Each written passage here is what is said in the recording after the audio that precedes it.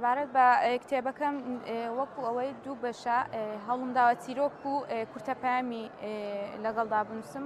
کاتی نووسینەکەشی نزیکەی بە چاپەوە یەک ساڵ و نی بوو، بەڵام ئەومانە ئەوە نییە ئەمن پێشتر نەمنووسێ لە منداڵیەوە دەمنووسی.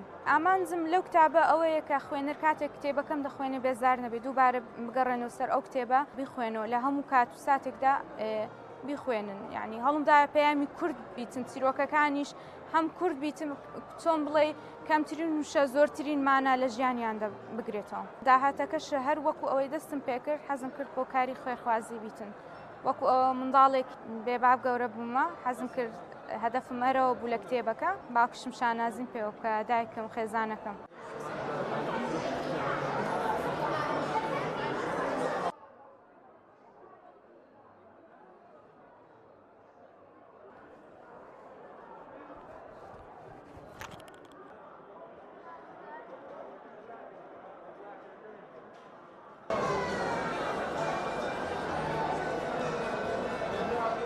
کتێبی یارانی تونێل کتێبێکی تازەیە لە سەرەتای پێشانگاوە بەردەستە، واتە 4 ڕۆژە بەردەستە.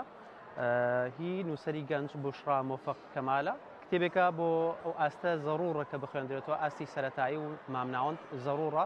کتێبێکی باشە دەتوانن سوودی لێبینن و نێوەڕۆکەکەی بە کۆمەڵک چیرۆکی کورت و وتی زۆر جوانی تێدایە کە خوێنەر دەتوانێت سوودی لێ ببینێ.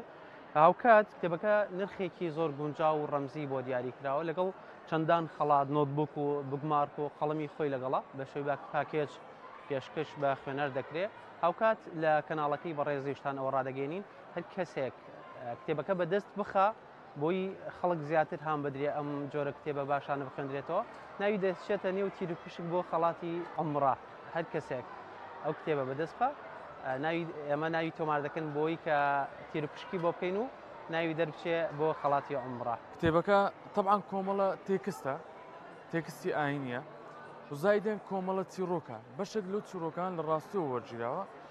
سەبارەت بە ناوەڕۆکی کتێبەکە، هەڵبەت کتێبەکە ئاینیە و هیوابەخشە، بەتایبەت بۆ کەسانی کە بەڕاستی لەو سەردەمەیە پێویستیان بە هیوایەک هەیە، پێویستیان بە ئومێدێک هەیە بۆی کە لەو جەنجاڵی ژیان کە ئینسان تێکەوتووە سود لەو کتێبە وەردەگرن بە ئەکیدی. خۆی ئینسان وایە کە لە ڕێگەی چیرۆکەوە زیاتر پەن وەردەگرێتن.